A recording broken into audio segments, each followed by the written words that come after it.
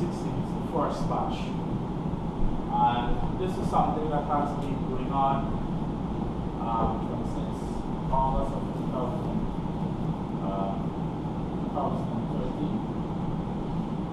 We have trained approximately over 600 persons at the level of introductory level. And what is the training about?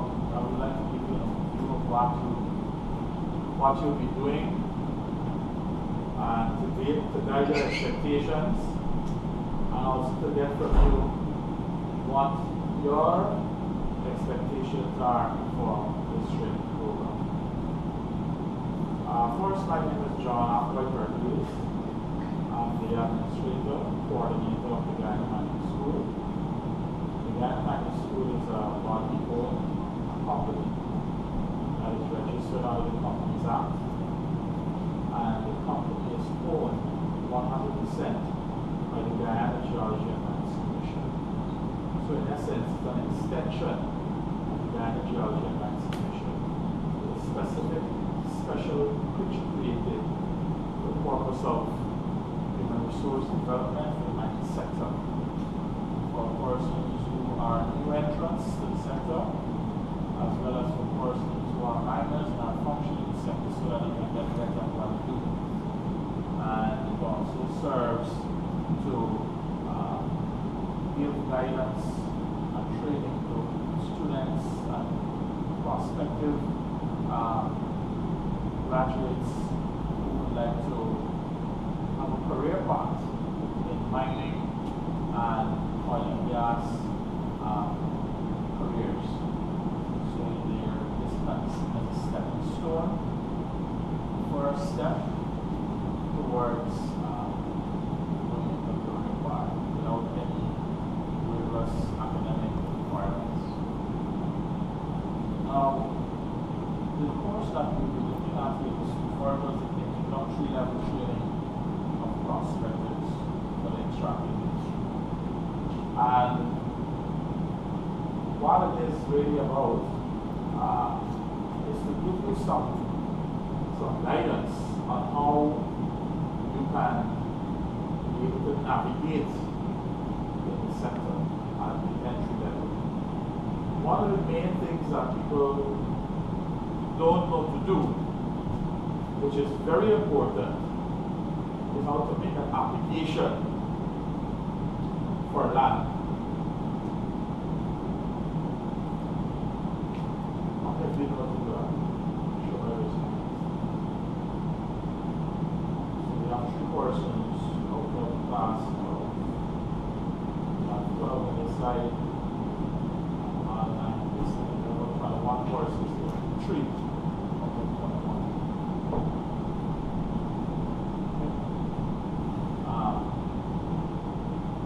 So just about 50% thereabout. Now, the point is that land application is a process that must be followed. There are certain prescribed forms that needs to be filled out.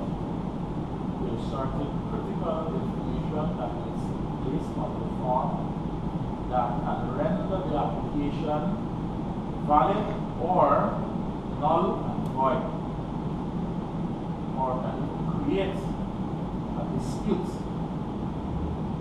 in the application itself. Because mining is a competitive sector. There are more than one persons competing with you for the same resource, the same plot of land, the same opportunities that may exist. And the person who is better prepared, armed with knowledge, will have a higher potential, a higher probability of succeeding than the person who has money but has no knowledge and is not armed with the skills or the necessary information that is needed for navigating this. So that's the first thing we will look at, the application process. The booklet you have in front of you is gold mining opportunities in Guyana. What is the first thing that comes to your mind when you read that? Gold mining opportunities in Guyana. And what? First thing that comes to mind is that you gotta work real hard to get it. You gotta work real hard to get the opportunities. Yeah. Okay, good enough. And Prospecting. prospecting comes to mind, yes. What else comes to your mind? Gold mining opportunities in Guyana. There's money to be made. Money to be made in mining, yes. What else? Areas where you can find gold and navigate to get gold deposits. Right. Yes, you can navigate and you can be able to have good returns. What else comes to your mind? A chance to enter the gold mining industry. A chance to enter the gold mining industry. Good enough. Anybody else want to give it a try? Gold mining opportunities in Guyana. What comes to your mind? If you were to hear or to see on the television an advertisement that says there will be an important meeting at the Trump Convention Center on the 24th of January. It will be addressed by the Honorable Minister of Natural Resources, Dr. Instructor, MP, to discuss with you, put in quotation marks, the gold mining opportunities in Guyana. Now tell me what comes to your mind. Application. Application. Application. What else? Investment and employment. Investment and employment. What else? Knowledge and how to make money. Knowledge and how to make money. All this is correct. The point that has to be understood, that miners need to understand, is that opportunities don't come once, as what people would see. Opportunities are created, and the frequency at which they are created is dependent on you.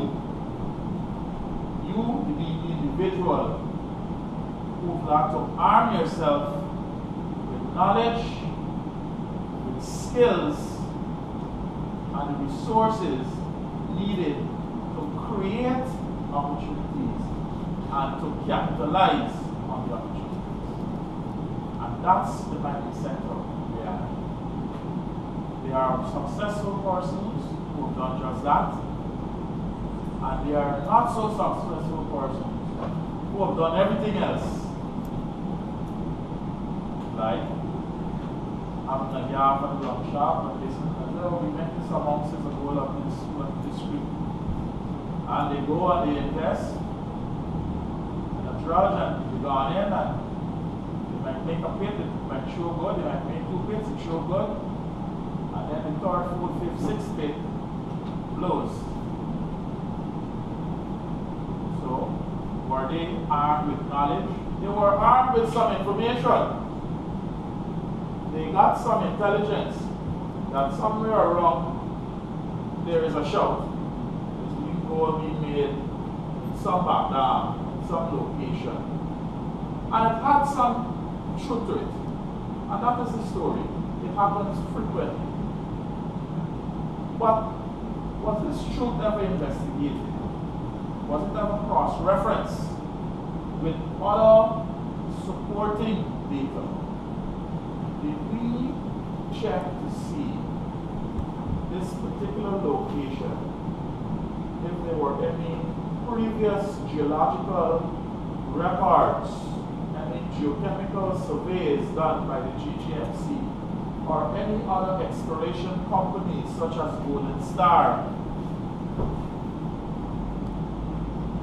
and other companies that have done significant exploratory works in Guyana, and their records, the results are available in the library of the GGMC. Also, the results are summarized on maps geological maps, mineralization maps, historical maps. Cross-referencing is very important. Why? Because you're trying to validate this information, this intelligence that you receive. You hear that this location has a shower? Well, let me go and see if it might be possible, how probable it is, by checking other data sets. It is at this point that we are crippled, because how could you check something that you don't know to use? How could you check a location that is called Tiger Creek if you don't know how to locate Tiger Creek on a map? How could you check for a location that is called 5 Star if you can't locate on a map where is 5 Star? And if you can't be able to display and pull together gold results for areas that have been sampled within and around the 5 Star area, the Tiger Creek area, the Quanarook area, the Maga area. And if you're not able to do that check, then you are just most times losing. That is called the hit and miss method.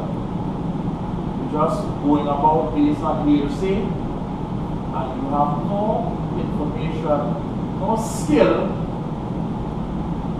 to apply to check or verify whether what you've heard can be validated to some extent. It is that focus that this training seeks to bring to the floor.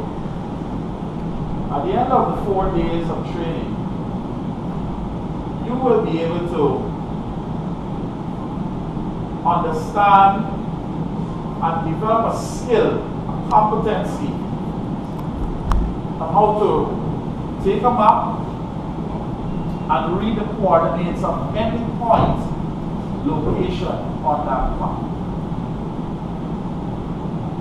Conversely, you will be able to take a coordinate that may be in a report or maybe in some summary sheet from the GGMC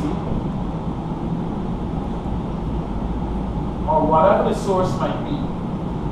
You will be able to plug those coordinates onto a map. So you might have a coordinate of Tiger Creek, you might have a coordinate of 5 Star, you might have a coordinate of a specific sample point where there was a drill hole done by Golden Star Resources or Migrate Resources, right? Or Oh My Gold Mines. All of these are big companies that were here that did a lot of exploration work, and the results are all in the GGMC for the public consumption. But there's not many people who are consuming, but they don't know how to consume. They don't understand it. They can't eat something that they don't know how to feel. So that is what this training is striving to do.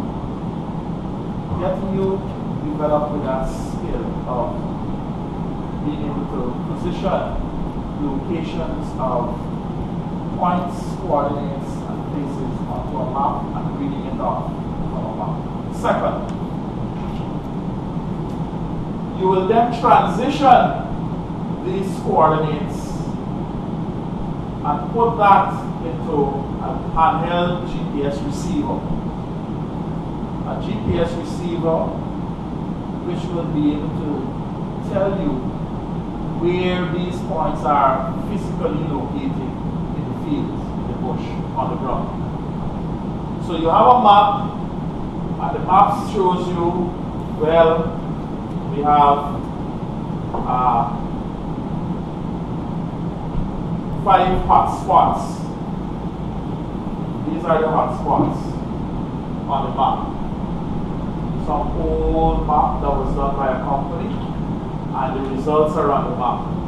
You were able to read off the coordinates off of that map, and then you will be able to put those coordinates into the GPS and use the GPS to go and find the exact location that have those hotspots.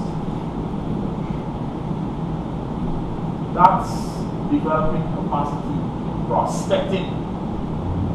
That's developing capacity in knowing what is there on your property, whether it's a claim, a PPMS, a mining permit, or whatever form of property you have. That is a necessary skill that we all need to know. Coming into the industry, or if we are in the industry as miners, we need to know it so that we can do better. Third, this is the age of computer technology, the age of the internet, the age of laptops, computers, downloads, uploads, and therefore the industry has moved in sync with technology, meaning to say the GGMC has uploaded all of their claims that they have verified, all of them. Claims. All the claims in Guyana. You know what a claim? A claim is a plot of land that is 800 by 1500 feet. And that is what miners use, the smallest parcel of land they can have. Smaller than that will be the blocks, special mining permit, which can just be a little smaller than that. Some could be larger, some could be smaller. But irrespective of the type of land, whether it's a claim, whether it's a lottery block, whether it's a mining permit, whether it's a PPMS, whether it's a prospecting license, they are all uploaded onto a site, a website. It's called GeoPortal, Guyana GeoPortal. You go on Google, you Google Guyana GeoPortal, and you see a link comes up, www.geoserver.ggmc.gov.gy, something to that effect.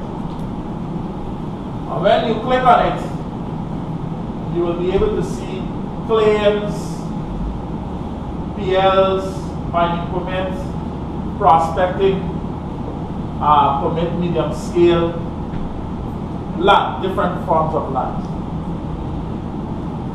Why is this important? Well, also, and this is if the information is free, you can download it free to your computer. You know, like how you download music and you download movies, right? You could download these files that are the blocks played. When you download a music file, you have to now play it with a software, isn't that so? Whether it's VLC or media player or whatever it is. Similarly, when you download these claim files, which are called shape files, right? And these files, these blocks, and so on, you have to be able to view it in a player and a software. And the software that you will use to view it, that we will train you at the intermediate level training, is called QGIS. QGIS. And if you were to Google again, QGIS, go in Google and you just type QGIS, you see a site comes up, www.qgis.org. A site where you can download this software. Like if you're downloading, what software is downloaded on the internet? Free. might download them. I know you download a lot of games. Alright? But just like how you can download the games, you can download this software onto your computer. And when you download the QGIS software, you have the software, you can run it, open it. And then you download the files, the claims, the blocks, you can then open these files using the QGIS software. And what you're able to do there is that you can know who's the owner of the block. You can know when they applied for the block. You can know by moving the cursor or the mouse pointer around the screen. You can see the coordinates at different locations within the interface or the window. So if you go to one point on the block, you see the coordinate. You go to another point, you see a different coordinate. So rather than going on a map and taking a ruler and a pencil and trying to get the coordinates out, you can just move on the computer and get the coordinates directly from the point. That is what the intermediate level seeks to do, bring you into competence with this software and the use of these data products. And your so-called open other data sets, more importantly, are the results, gold results, that the GGMC has in its storage. And let me give you a little secret that you may not have known. Every year, the GGMC spends about 40 million Guyana dollars on 2 to 3 regional geochemical exploration projects. What am I talking about? Let me break it down. Let's say I go to Guanru. I take about 40 men with me. I take about 3 geologists with me, 2 technicians. We go in the background for about 6 weeks. We go with the tarpaulin, generator, freezer, ration, battle, spade, warishi, everything, full works. We're going to prospect. We're going to live in the bush for 6 to 8 weeks and walk the background. What we doing? Every morning we get up, we go to a different location. And first go to one creek, take a sample, go in the creek bed, dig down into the creek bed where the gold more likely will be deposited, battle the stuff, and you record how many isotopes did they and that's one, visible gold. So every sample will have a visible gold record. So at this location, how many isotopes did I see? How many large eyes, medium eyes, fine eyes? Also, you take another sample, a bulk sample, maybe about 10 pounds, 11 pounds of sample, 5 kilograms precisely, and send that to Canada for analysis. Those samples are analyzed for gold, platinum, copper, manganese, nickel, 48 elements. Is uranium included in that? All of these elements are organics. So what happens there is that you have 2 data sets. You have a battle data set or gold concentrate data set, which tells you how much visible gold you see. And then you have what is called a blend data set or stream sediment data set, which will tell you the precise values for 49 different elements, gold being one of them. Now, this costs money to do. It takes maybe about $40 US to do one sample in Canada. Right? Now, we need thousands of samples. The GGMC has in storage about 30 to 35 project areas that were completed. Some of these project areas will be Waterloo. Where there is now Troy Resources, we walked there. I walked there in 2006, called the Kaburi Gap Project. Alright? We've got the Marudi Mountain Project. We've got the 5-Star Project. Alright? Barometer. All of these are projects that will have results. The results could be yours to access. Now, one of these projects is about $20 million. When you put all the cost of the samples, the workmanship, transportation, ration, everything, 6 to 8 weeks.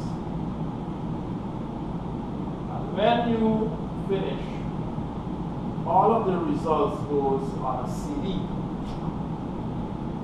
And we, the GGMC, makes this CD available to you for a cost of $25,000 Guyana. Now you're getting a project that is $20 million in value to get the data, and you as a miner, an investor, somebody wants to know what's going on in the area, could access it for how much?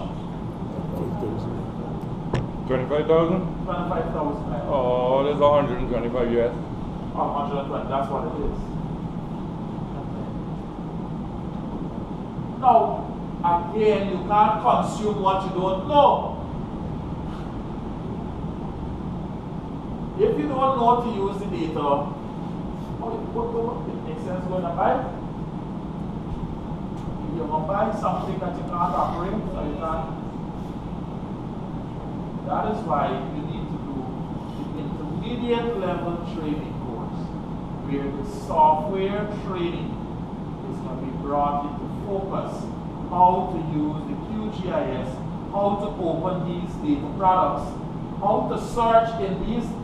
Remember, we take about 1,000 samples, sometimes 500 samples. Some samples will have high values of gold, some will not have anything.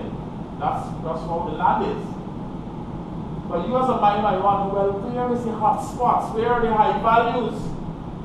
In the QGIS training, the intermediate level training, you're able to do certain things to identify only spots or locations that have a certain value of gold and above.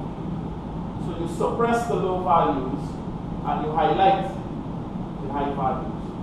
And once you can see the high values, you can move your mouse, go over the point, get the coordinate, put the coordinate into your GPS, get 2 or 3 men with you, buy some ration, and go in the bush.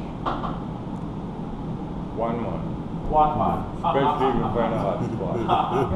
Once if you find a hot spot, no 2 or 3 men. One man. One man. My correction. I've seen too much. Too much. So, now, he makes a very, very good point. Because if you find a hot spot, it's true. Mining is a business, it's competitive. Yep. And if you find a hot spot, you don't want nobody else to know where this hot spot is. You don't have a responsibility to tell nobody about this hot spot. It is for everybody to learn how to find it for themselves. Sometimes the hot spot might fall into somebody who has a block now in this area. The block owner don't know nothing what's going on, you know, because they're not equipped with knowledge. They are paying for the block. They might be working on the eastern end, but the hot spot they're on the western end. But you spot something. So you can now go with a little swarm. You know who is the owner. And you could now model your approach.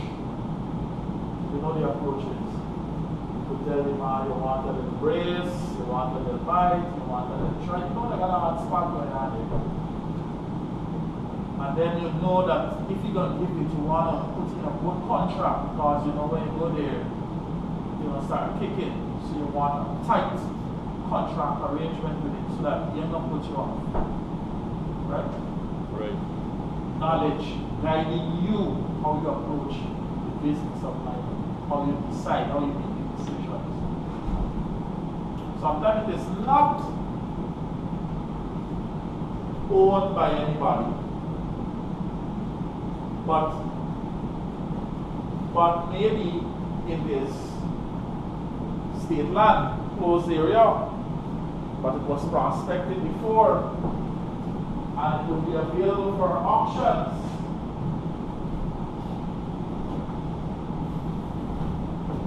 Well, in those cases, hardly will you find the results available. You will either find when the land has already been given up by somebody, and this is what has happened. I can guarantee you that there's about 20% of the land that has been given up or abandoned by people. If you go and you prospect those lands, you'll find that at least 20 to 30% of those lands have good potential in terms of mineralization. You see, prospecting has not been a focused approach by miners over the years. They have been doing what we talk about. Somebody said this place got gold, they go to find two pits, they walk out somewhere, and then they bust 3-4 pits and then they're gone. They move out of the area, never to go back. Years after somebody else go back, in that same area, maybe just at 200 meters to the left or to the right, and they find a engine and they start to develop it and they start to come into a city. Prospecting. None of them are prospecting, you know. Just hit and miss, luck and chance. Alright? Alright? Sometimes you got to go just to the edge of it to the left. You get some gold right there. Right to the edge of the pit. Just to the edge of it. Just to the edge. And that's what happens a lot. It's called the stone throw. That's right. As a matter of fact, in Manya, in Whitehall, there is some data that we have, and it's available when we do the training at the intermediate level in Manya. And there's some brutally high numbers of gold. I'm telling you, extremely high. Right? I use the word brutally. It's high. And the people who work in the area, that sample was done sometime in 2010. And only October of 2015, when we did the training in here, we saw the hot spot on the computer. We said, all right, let's go and find it in the fields. Right? I mean, it's just training, right? Training. Let me just go and check. And when we go and check, guess what's going on? Doesn't get you tough. Some get it up, but not far from the spot, somebody clearing one bush to start work. So you know what that indicates? That though you might have a hot spot here, within its vicinity, you can have pockets of the mineralization occur. So you just don't go to a hot spot and say, you see it out, mine out, and say, oh, they don't clear mine out. No. Go and check around, prospect around the area, what is happening. And that is what some people are doing. They may not even know that there was a hot spot here, but maybe just by boring around in the bush, the students were able to see the direct spatial relation, how far away they are from the real hot spot, from the coordinates. And I brought out the point that this is how mining is going to be. There is no old data when it comes to geological records. The data is always relevant. You ever hear about old wine? Wine is always good. It's not with old. More relevance. No So you might have a result that some geologist by the name of Baron took some samples in the 1980s or 70s, and they have it in a whole 30-page paper bulletin.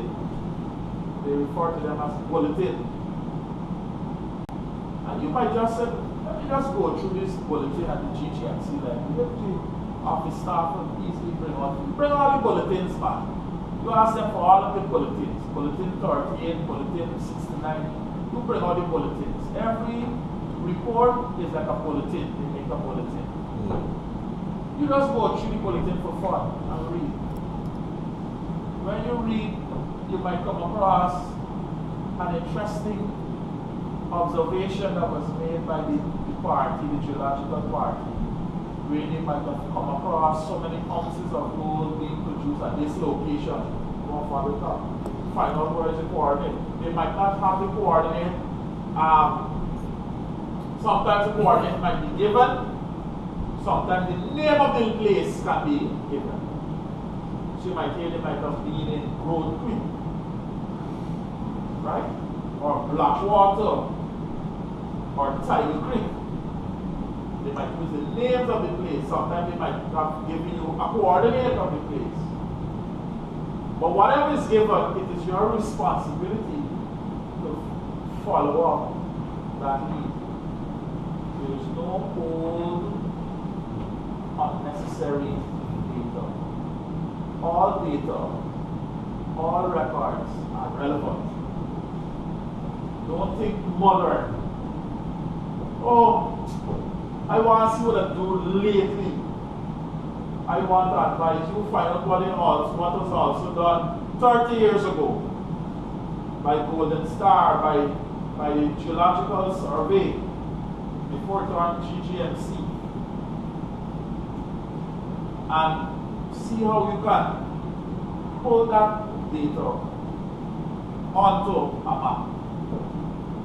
Then once you're able to do that, now you can use modern technology, QGIS, to overlay other things on it.